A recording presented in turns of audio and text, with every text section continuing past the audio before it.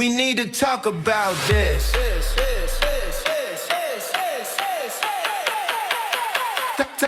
Talk about this. All right, now, here's your host of the Georgio Says podcast. It's Georgio. We need to talk about this. All right, everyone. Welcome. It is October 6th, Monday. We are in October. If anyone cares, apparently there is another full moon or whatever, a new moon. I'm so confused on the astrology. I do follow as much of it as I possibly can, and I'm pretty much in there, but I do know there's been a lot of astrological activity. So if you have been feeling up and down like myself, I feel like I am headed straight for my villain era because I am just sick of so much of the bullshit. I hate to start it that way, but I'm being honest. So I'm just saying, whatever's going on astrologically, I would love to have things kind of clear out so we can get to it. Because man, oh man, lately, the universe, whatever you want to call it, has been testing my patience. That's not what we're here to discuss, though. Don't worry. I hope everyone did have a great weekend. Actually, Jeff and I went Friday to Shenandoah Valley. We have never been before, so we drove out there and we went on a hike. And I must say, you guys, I'm fine with taking like a hike, quote unquote. But some of these hikes and hikers, this is serious business out here. That's what I learned, especially on this one. We went on this trail and it was only like, I think round trip was like a loop of almost 3 miles. It was like 2.9 miles. I didn't think anything of it. I was to start going and we go and we're going. And then as we start to make the loop-de-loo, the loop-de-lie, it's going uphill and it's like a strong incline, you guys. And I was like, oh my God, this is never ending. So, but it was a beautiful day. And so it was great to be out in nature, if you will.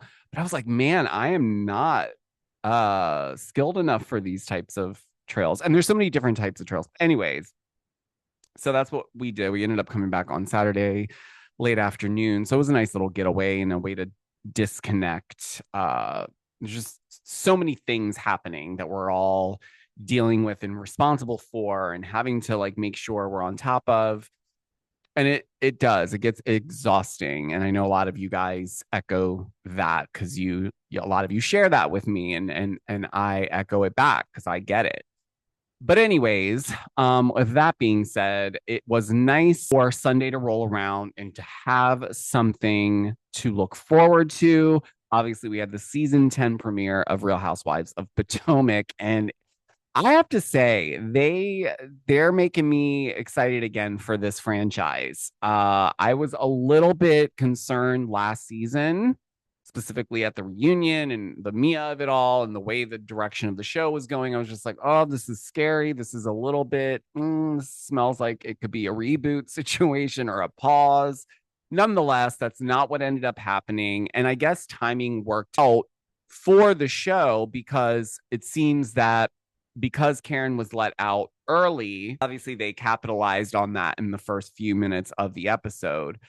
But I was just excited that we had something to look forward to on Sundays now because there's been a gap. It's only been Thursdays. And then obviously we got Salt Lake back on Tuesday. So I feel like we're inching our way back to some normalcy, if you will, in terms of like the show run. But yes, we are obviously going to discuss that. I'm going to recap the premiere episode for you guys. It was titled Second Bloom in honor of Ashley's divorce finally being legalized.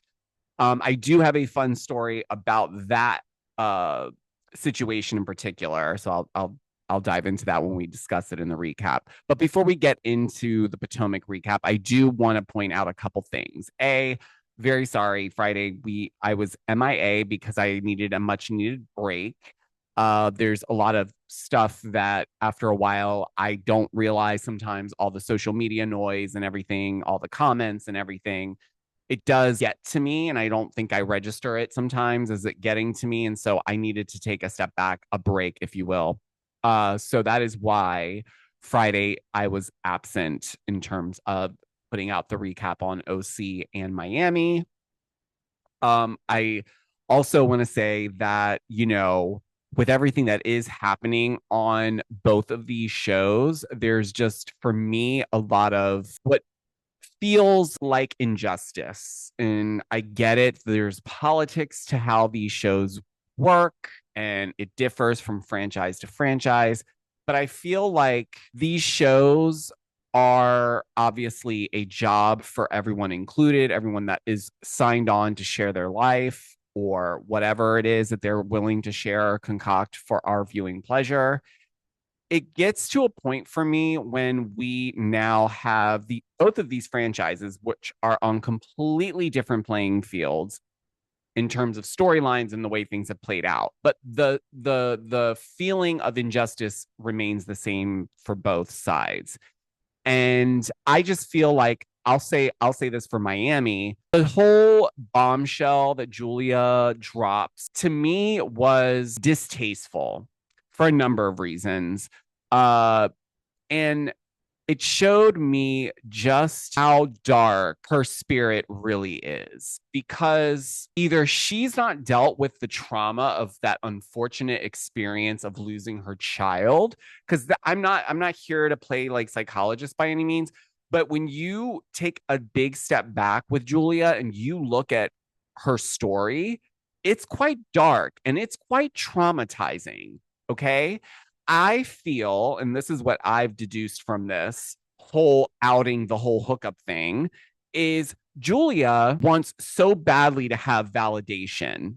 I think there was a period of her life that she misses, like when she was probably a young model and she was able to frolic and do a lot more. I think with her daughters, I feel like perhaps that experience for them in terms of like what you would deem as like a family probably didn't look or feel the way that I think Julia and Martina are now trying to have with these two boys that they've adopted, right?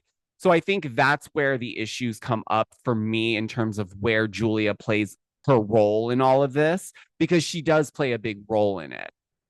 And I think it's really gross that I don't agree with everything Adriana says or does on this show, and I've watched from the very beginning. However, I do think that Adriana brings a lot of authenticity. I think she brings a lot of passion, and I think she has been shit on by this production company, at the very least, the network, for how they have basically disrespected her, because we're not getting to get a full glimpse of who she is in this stage of her life.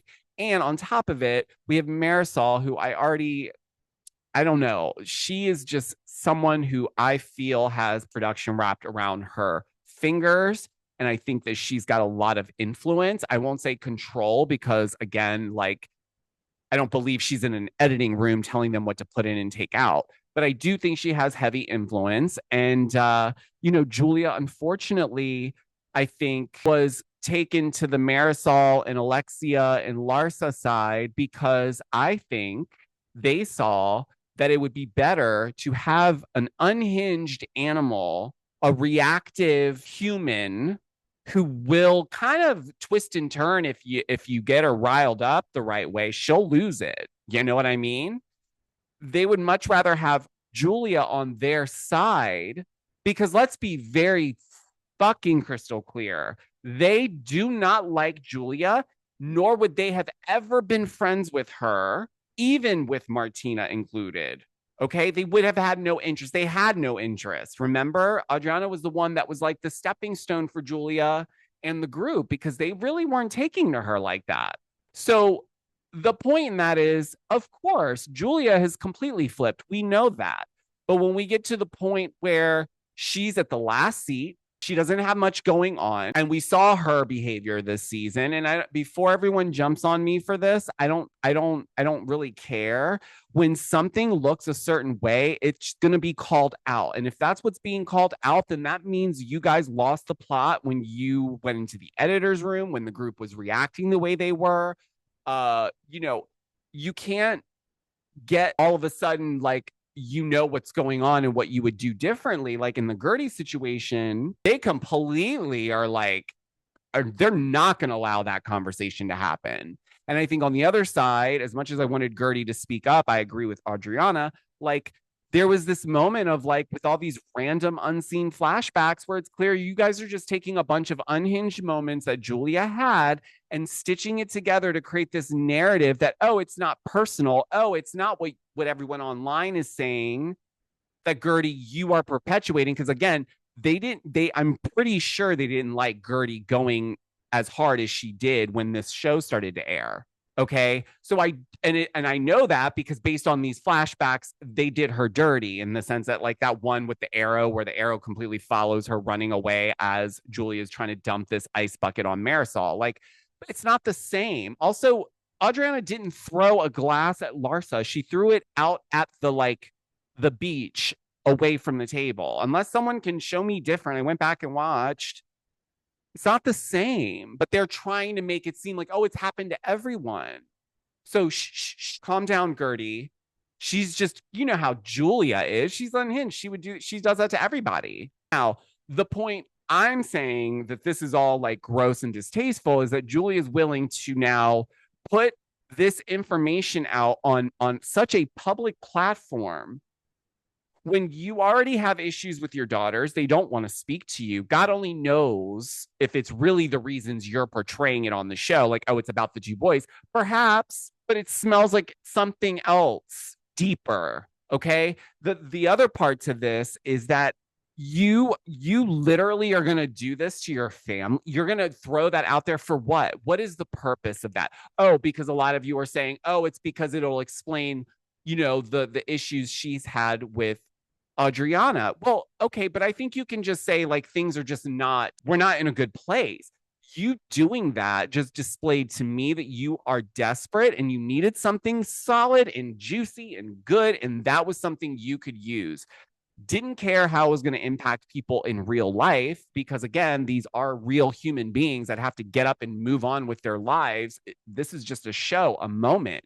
But that's what's not aligning for me. So I really, and here's the other thing, I've said this before on the podcast, and then I'm going to move on to OC.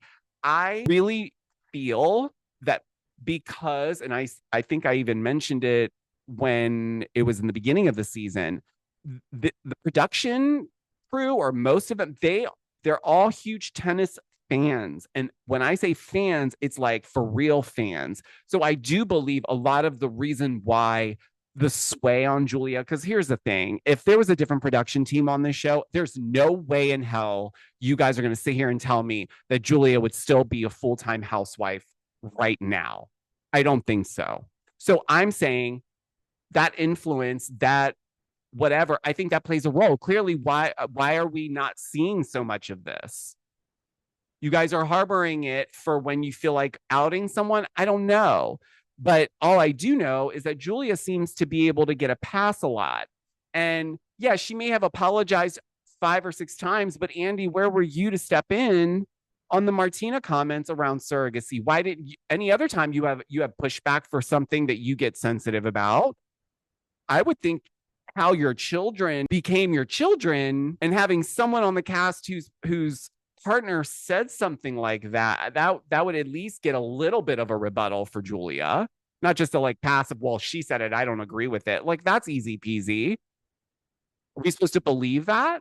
Also, the whole thing's convoluted because now you got Larsa piping in when she wasn't even having issues with Gertie. So that already lets you know what's going on here.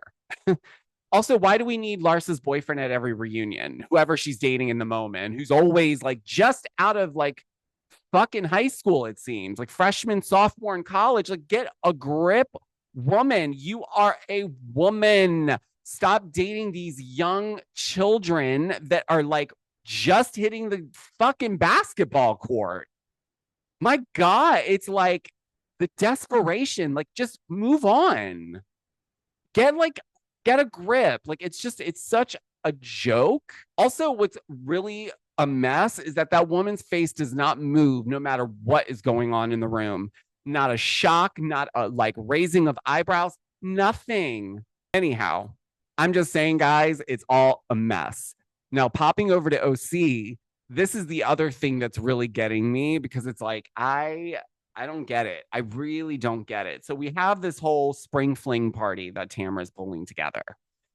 Now, Tamra's already revved up because she gets this information because I'll give it to Emily. She's honest. She's bringing it to her straight. She's not letting someone else tell her that information because that would be like horrible. Emily lets her know, like, I did say I don't trust you because I don't know if you would ever use that personal information that I share vulnerably with you would get weaponized against me or whatever. And so obviously Tamra's like, she's already in a state of high emotions because, Gretchen's just, basically come out with Slade with this bringing up the same stuff from like 15 years ago that was already like squashed, but now we're bringing it back to the surface. And so she's got that. And then she's also dealing with Teddy, which I know you guys don't like her saying that that's really stressing her out. But you guys don't realize how much time and much of a relationship that those two have built just based on the podcast alone, but also because they're in close quarters, naturally they become really close. And I would imagine anyone with a heart would be like frantic about their friend going through what Teddy was going through at that point. Okay. So I think, yes, was there a lot going on emotionally for Tamra? Yes, I do. But like, she's also allowed to have these emotions like everyone else does. Like everyone else has their freak out moments on the show. And yes, she does it a lot, but that's part of why we watch the show. Nonetheless, we find out also, this is what's so annoying. We have this situation where now Jennifer is following the boy band member, Jeff Timmons, and is thinking that in some weird land, this man is just going to see the name Jennifer Pendranti, blue check mark, RHOP in the bio, and be like, oh my God, you know what? Since you started following me and you're on that show, let me tell you the tea, girl. No. And what planet? First of all, that's what you're spending your time doing, Jen? Really? Interesting. So what's going on with the wedding? Why is your son having to co-sign for his sibling on a fucking loan? Like, you're literally thinking that Jeff Timmons from 98 Degrees, okay, who's currently bopping around performing other boy band hits along with their 3 hits for whatever check they're getting. You think that he's going to stop that to message you to tell you what? It's a joke. Also, Gretchen was obviously not invited to this because why would she? And then we find out from Tamra, because she's already stewed about the Emily situation, what she said. She also is pissed at Heather, rightfully so. She feels a little bit of a disloyalty to some extent with them in different ways. Like, I'm sure she feels like disloyalty from Emily in the sense that like Emily has a podcast on her network and they've built this bond and, whatever. I don't know. But with Heather, they have been friends for 15 years. So yeah, like that probably would bother me too. I'm not saying that whatever Heather's feeling is wrong. What I'm saying is that the way it's being etched out, it seems like now that Katie's removed, we have nothing else to do but try to deflect from Gretchen and the lies that actually have already been brought up, but everyone is skipping over so nicely. And that makes me wonder, just go ahead and say you're bringing her back full time next season because it doesn't make sense. You've iced out Katie for lying, but Gretchers has lied multiple times. Her husband is a well-known liar. And we're like, we are upset that Tamra is going to film with her. What else did Katie do that I'm missing? Because I'm really confused there. So that's the injustice in it all for me that really bugs me. But it's like I could talk about it all day. The point is for me is that like this is a job. And so yes, maybe personally you don't like Katie. And no, you wouldn't want someone you don't like to be around you, but this is work. So it's not all up to one or a few of you. It should be for the greater good of the show, the group, the overall. That's what this is about. It's not your real life, because in real life, half of these people would not even be sitting and breaking bread. Let's just be honest.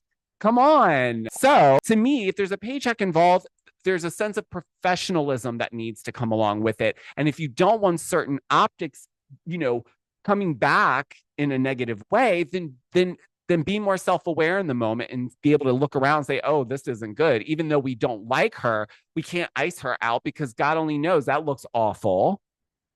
Even if that's not what your intent is, if it's not even coming, that's still considered a microaggression, even if you don't want to accept it as that. The point is that optics is what everyone's going to see because it's an edited show. So we still have the reunion. I believe it's filming later this week. And that's going to be a shit show. It's going to be a shit show. There's so much going on here. So we'll see. But, it is what it is, right? I don't know what they're going to plan for season 20. And if that's the direction they're going to go in, they are thinking of bringing Gretchers back full time. Well, then great. But then let's really talk about stuff and let's hold people accountable and keep the rules the same for everyone, because then slowly, if we catch another person in a couple lies, then we should be able to ice them out too. Is that what I'm understanding? Because that's what I'm trying to get down, because Gretchen is still very much a big part of the group, even though she's been caught in lies. So anyway, let's now take a quick break. When we come back, I'm going to recap season 10 premiere of Real Housewives of Potomac. This episode of the Georgio Says podcast is brought to you by Golly Nutrition, the inventive, people-focused nutrition company making your daily supplements simple and delicious. Every Golly product is crafted with high-quality ingredients you can pronounce and flavors your taste buds will love. At the heart of Golly is purpose. Through the Golly for Good initiative, they support our planet and our communities, partnering with Vitamin Angels and Eden Reforestation Projects. Visit golly.com today and use the code The Georgio Says at checkout for a special discount just for our listeners. That's Golly Nutrition. Simple, delicious, and good for the world. Now back to the episode.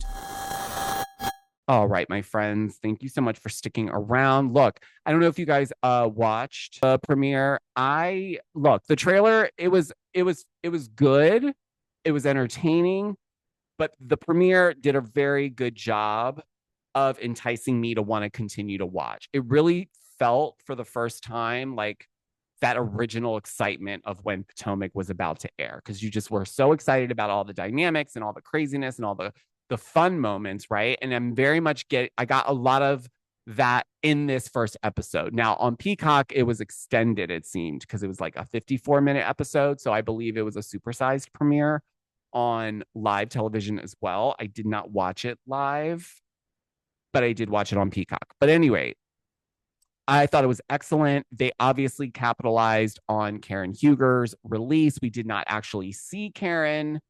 We know there was cameras inside of that SUV that picked Karen up, because when the media started to report on it, there was pictures and you could clearly see there was cameras inside that SUV. So we know at some point they're going to show us footage from inside, or they're going to dial it in somehow.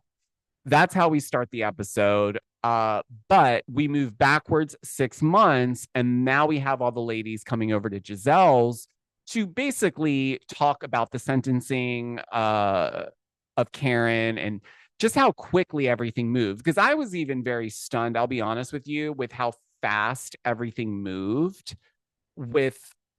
In my mind, she would have been sentenced, but then she would have at least been able to go home and have like a little bit of time to sort out some of her things before having to go and actually do her time or whatnot.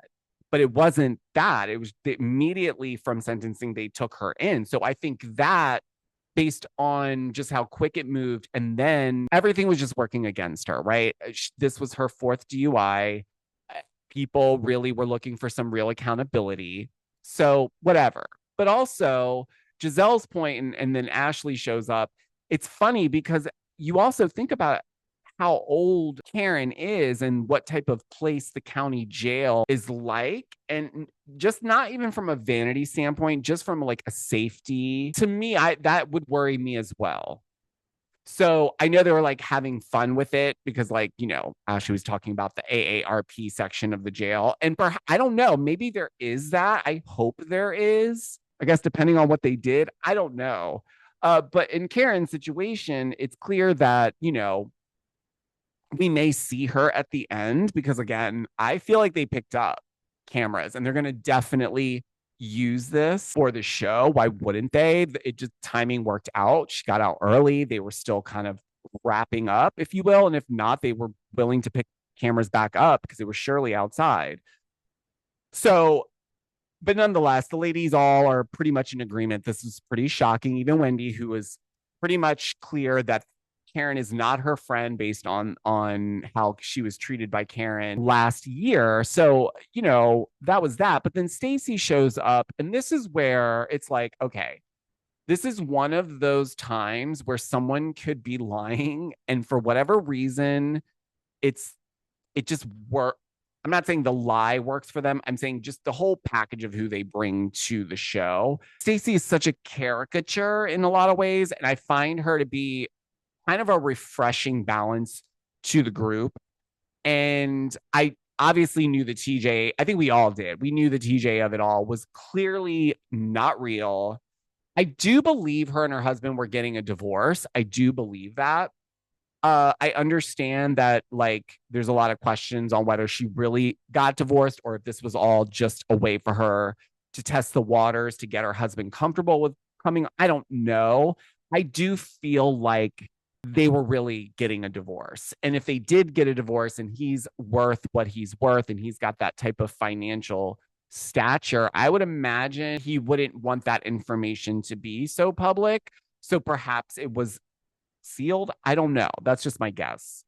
Otherwise, they faked that too. And the husband's been on it from day one. It was just waiting for his moment to see if it would stick and be worth him coming on camera with her. I have no clue.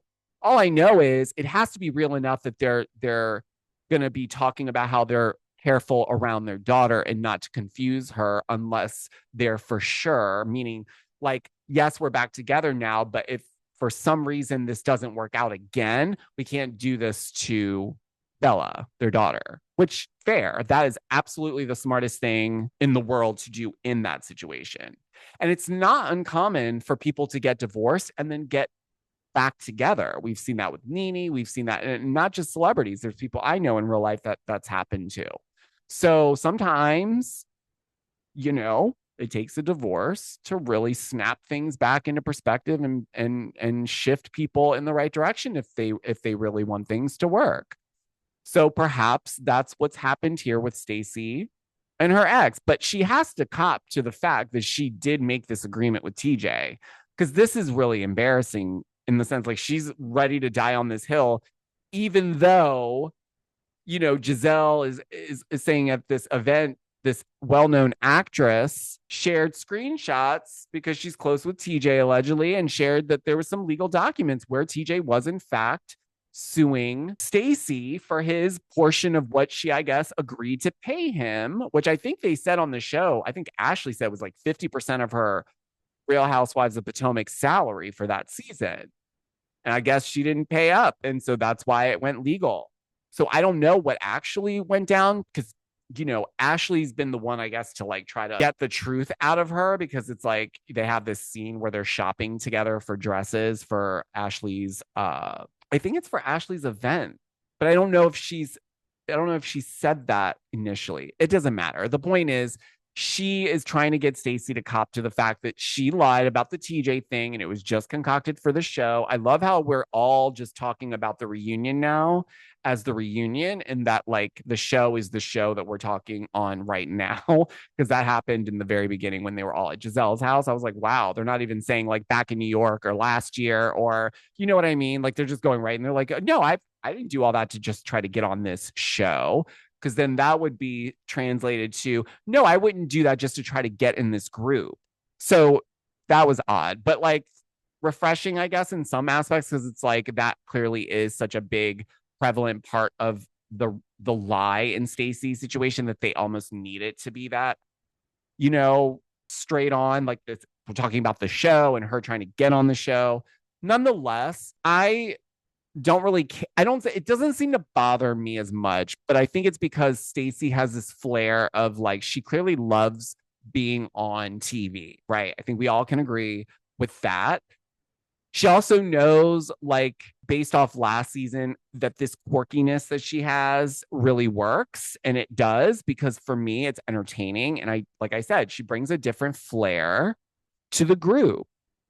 And it's a breath of fresh air. And I will say, Kay is also a breath of fresh air because I think her story is also really real and important. And I think we don't talk a lot about that, where she's with a man who doesn't like being on camera, but yet this is what she's doing. And so it didn't come off great for him. And so now we see her living basically in her own place. And that's real. That's happened to a plethora of other housewives. They just don't say it that way. They just map it out differently because no one wants to say it's because of the show. But in fact, the show does mirror what is going on, and it puts a spotlight on things and your family watching stuff like that for sure. Like Kay's mom, who, by the way, looks fan fucking tastic. I thought that was her sister. Holy moly. But yeah, like I don't think she should be with Greg. Kay should not be with Greg. I don't think that that's a good relationship for her, but it's nice. We also get introduced to two new housewives, which is also refreshing because one of them is actually royalty, Tia, and then we have it's Kay's friend, I believe. Yes, that's the one that introduces Angel, who locally people know of her. So I appreciate that these people are like actually bringing something with them to the group. We obviously know Monique's going to be coming at some point in the season as well. But like, it was nice that they introduced both housewives in the first season, in the first episode, because a lot of times they like to like stagger them, and then it takes out of their opportunity to share the story or get in the mix right off the bat. So I'm glad that they did that, because now we know of them and we know they're a part of the group. And but yeah, the episode was really kind of very centered around Ashley's events, the second bloom. So everyone was decked out in what I would call Disney attire, because that's kind of like what it felt like.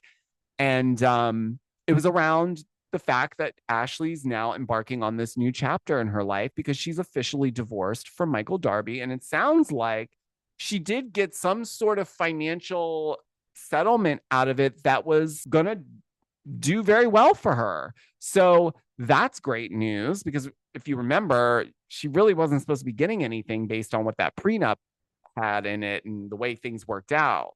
But it seems like because she was, I guess, it sounded like she was invested in some other things. Like, I guess the payout and the settlement for that was, I guess, reported around 20 million is what it said. So good for her. But nonetheless, this event was around her and that. I do want to tell you, though, the funny thing is those pictures that they showed that they clearly had to re-edit for the show's purpose. But she did one of those photo shoots, if you remember, of her basically like looking really glam, but reading the newspaper, and the headline said like Ashley Darby officially divorced from, whatever.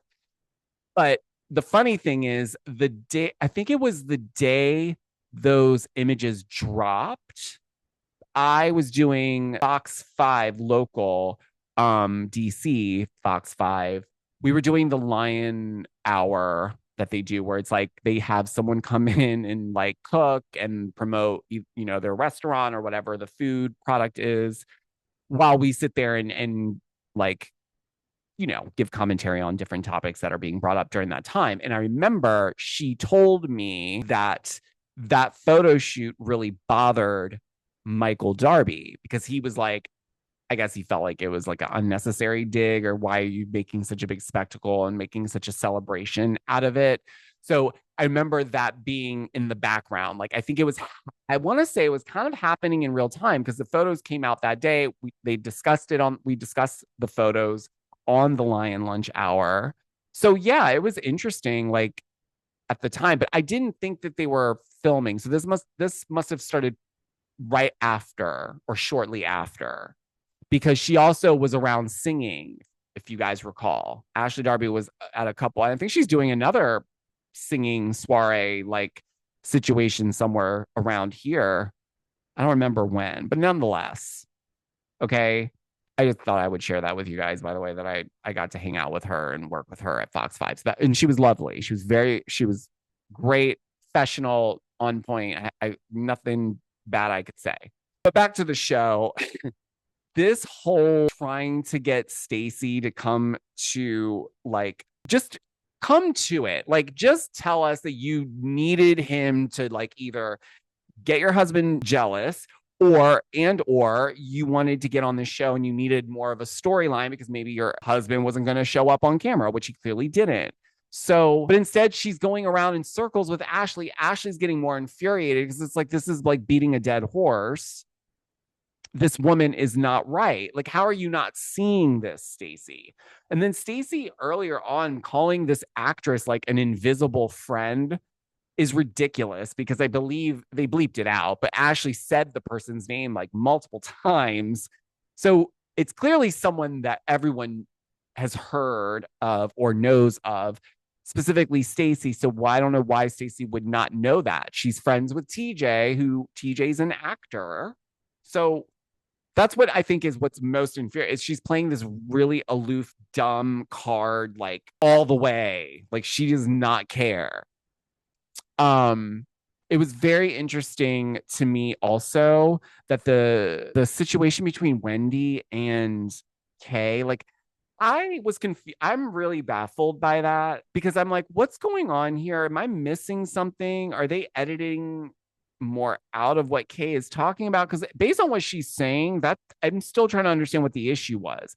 Because she first says that there was an event that I guess Kay was sponsoring, and that I guess Wendy ended up being a speaker at, but when she had told Wendy that she was a sponsor for the event, Wendy did not tell her that she was speaking. And then when they were at the event, Wendy on stage did not give Kay a shout out, which if we're just going to stop there, I agree with Wendy, because if you're texting me excited because you get to sponsor this big event, why would I turn around and tell you, like, I also have a moment? That kind of waters down your experience. No, that's my opinion on it. Like, I wouldn't do that. Like, I would, at least not in that moment. I would maybe wait. Okay. So I don't understand that part. The other part is you really wanted her to like shout you out while she's doing her own engagement on stage simply because that just sounds a little bit juvenile. So I didn't get that. And it really was mind-boggling to me that she chose to make that a moment, because I'm like, well, that's not, we're already losing. If that's how we're leading with this, if we're going to have an issue with Wendy and this is how we edge in on that, we're already going down the wrong road, in my opinion. Because I'm still unclear. I don't understand what happened. And then I think the other event was like, she mentioned like, did you do your own makeup or something? Like, I don't know. Like, it was just weird. Like, it just felt random. It felt very much, I have nothing else going on. But she might be back with Greg because they went to Jamaica together. What's going on? It sounds like Greg likes you more when you're not in his space and he can just kind of be a little bit more free. That's what it feels like. But anyways, I feel like the season is just ramping up because, again, we have Monique stepping in. We have more going on with Stacey down the line based on that trailer. And I really feel like we're going to get to see Karen at the end, because I really feel like they must have filmed with her privately or like something, because there's no way we're just going to have like a random back of the car seat situation at the end and that's it. They really milked it. And I believe that they're going to capitalize on it for sure. But that's pretty much what happened. I mean, it was a great episode, I have to say. Like I said, I was very pleasantly surprised. I didn't know what I was going to be expecting in the premiere, to be quite honest with you, but it was good. I really enjoyed it. But let me know your thoughts as always, guys, whether you're watching on YouTube, which if you are watching on YouTube, please hit like, subscribe, and do all the things to make the video go. If you're listening to this on audio, please give me a 5-star rating. It does help the podcast immensely, and I do appreciate it. But yeah, like, let me know, what are your thoughts on this Potomac episode? Also, let me know your thoughts on the Miami situation and OC. I love your feedback, even if I don't agree with it. It's just always nice to get a roundabout view on what everyone's seeing in these moments, because I obviously can tell you what I'm seeing, but like sometimes you guys call out things I didn't even notice. So anyway, sound off below wherever you're watching or listening. And before I do let you go, I also want to remind you, you can shop my merch collection, georgiotakanakis.com/shop. You can also get your Housewives in the Stars tarot deck. It is available. I am shipping everywhere. So all my international peeps have been asking. Yes, I do ship international. I figured out how to get that situated. So that worked out. Nonetheless, that's where I'm going to leave things on this Monday. And I will be back tomorrow with an all new episode.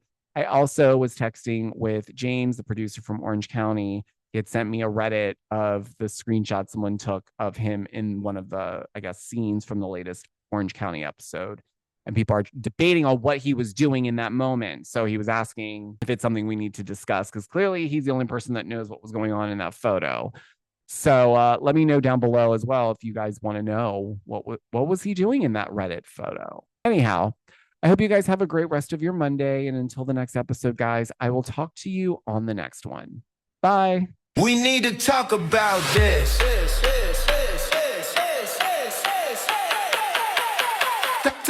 Talk about this. Thanks for listening. Make sure to leave a 5-star review wherever you listen to your podcast. We need to talk about this.